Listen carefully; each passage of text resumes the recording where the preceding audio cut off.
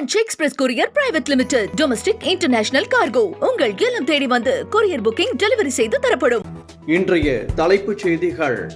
வங்கக்கடலில் நிலை கொண்டுள்ள காற்றழுத்த தாழ்வு பகுதி காரணமாக வட தமிழகத்தில் தொடரும் மழை. சென்னை, திருவள்ளூர், காஞ்சிபுரம் மாவட்டங்களில் விட்டு பெய்து வரும் கனமழை. தமிழ்நாட்டில் 22 மாவட்டங்களில் மழை பெய்யக்கூடும் என வானிலை ஆய்வு மையம் தகவல். மயிலாடுதுறை, அரியலூர், பெரம்பலூர், தஞ்சை உள்ளிட்ட மாவட்டங்களில் மழை பெய்யும் என கணிப்பு. ஒரே நாடு ஒரே தேர்தல் மசோதாவை தாக்கல் செய்ய மத்திய அரசு தீவிரம். இதுகுறித்து விவாதிக்க தலைமை தேர்தல் ஆணையர் ஞானேஷ்குமாருக்கு நாடாளுமன்ற குழு அழைப்பு. புதுச்சேரி அரசின் கடும் கெடுபிடிகளுக்கு இடையே ரோட் ஷோ முடிவை மாற்றினார் விஜய். ரோட் ஷோ திட்டம் ஒத்திவைக்கப்படுவதாக தாவேக அறிவிப்பு.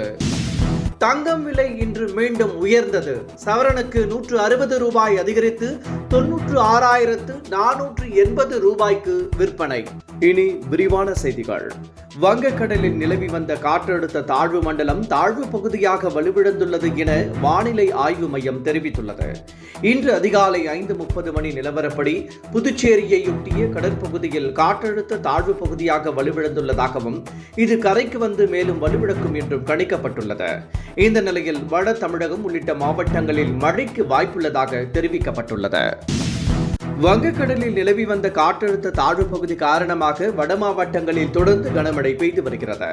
நேற்றைய தினத்தை ஒப்பிடும்போது இன்று மழைப்பொழிவு குறைவாகவே உள்ளது. சென்னையை பொறுத்தவரை விட்டு கனமழை பெய்து வருகிறது. தொடர்ச்சியாக மழை இல்லாததால் பாதிப்புகள் குறைவாகவே உள்ளதாக கூறப்படுகிறது. இந்த நிலையில் நிவாரணப் பணிகளை மாநகராட்சி ஊழியர்கள் முழு வீச்சில் கவனித்து வருகின்றனர். வங்கக்கடலில் நிலை கொண்டுள்ள ஆழ்ந்த காற்றழுத்த தாழ்வு பகுதி காரணமாக தமிழகத்தில் இன்னும் 2 மணி நேரத்திற்குள் மழை பெய்யக்கூடும் என்றும், குறிப்பாக வட மாவட்டங்கள் உட்பட தஞ்சை, நாகை, திருவாரூர், நாகை, நீலகிரி உள்ளிட்ட 22 மாவட்டங்களில் மழைக்கு வாய்ப்புள்ளதாகவும் தெரிவிக்கப்பட்டுள்ளது. ஒரே நாடு ஒரே தேர்தல் மசோதாவை நாடாளுமன்றத்தில் தாக்கல் செய்ய மத்திய அரசு தீவிரம் காட்டி வருகிறது. ஒரே நாடு ஒரே தேர்தல் குறித்து ஆய்வு செய்ய அமைக்கப்பட்ட குழு மத்திய அரசிடம் தனது அறிக்கையை தாக்கல் செய்தது. திமுக, காங்கிரஸ் உள்ளிட்ட கட்சிகள் இந்த மசோதாவை கடுமையாக எதிர்த்து வருகின்றன. எனினும் ஒரே நாடு ஒரே தேர்தல் மசோதாவை தாக்கல் செய்ய மத்திய அரசு தீவிரம் காட்டி வரும் நிலையில் இது குறித்து ஆலோசிக்க நாடாளுமன்ற குழு தலைமை தேர்தல் ஆணையர் ஞானேஷ்குமாருக்கு அழைப்பு விடுத்துள்ளது. புதுச்சேரி ரோட் ஷோ குறித்த முடிவை நடிகர் விஜய் மாற்றியுள்ளார்.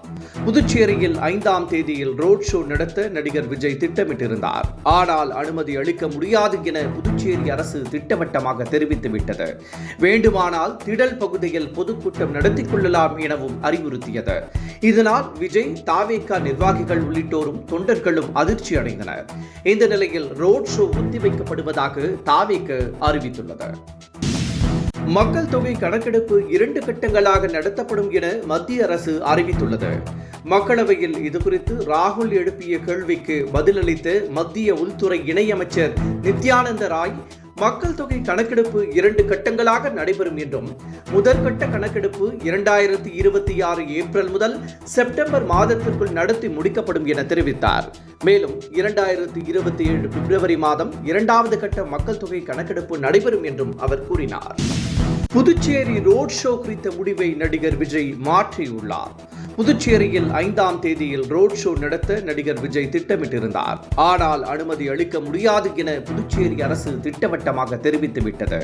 வேண்டுமானால் திடல் பகுதியில் பொதுக்கூட்டம் நடத்திக் கொள்ளலாம் எனவும் அறிவுறுத்தியது. இதனால் விஜய், தாவேகா நிர்வாகிகள் உள்ளிட்டோரும் தொண்டர்களும் அதிர்ச்சி அடைந்தனர். இந்த நிலையில் ரோட் ஷோ ஒத்திவைக்கப்படுவதாக தாவேகா அறிவித்துள்ளது. அதிமுக ஒருங்கிணைப்பை தொடர்ந்து வலியுறுத்தி வரும் OPS திடீரென டெல்லி விரைந்திருப்பது பரபரப்பை ஏற்படுத்தியுள்ளது. அவரை தொடர்ந்து ஆடிட்டர் குருமூர்த்தியும் டெல்லி சென்றதாக தகவல் வெளியாகியுள்ளது.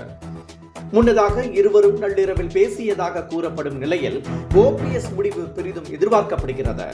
மீண்டும் தேசிய ஜனநாயக கூட்டணிக்கு வருவாரா அல்லது தனி கட்சி தொடங்குவாரா என்பது சென்னை திரும்பியதும் தெரியவரும் என கூறப்படுகிறது. அதே வேளையில் EPSக்கு எதிராக வலிமையான திட்டத்தை தீட்டவும் அவர் முடிவு செய்துள்ளாராம். தங்கம் விலை நேற்று குறைந்திருந்த நிலையில் இன்று மீண்டும் அதிகரித்துள்ளது. சென்னையில் ஒரு சவரன் ஆபரண தங்கம் 240 ரூபாய் உயர்ந்து 96,480 ரூபாய்க்கு விற்கப்படுகிறது.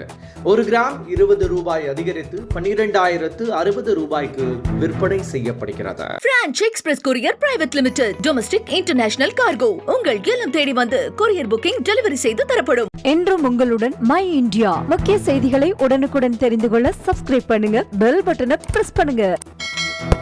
என்றும் உங்களுடன் மை இந்தியா.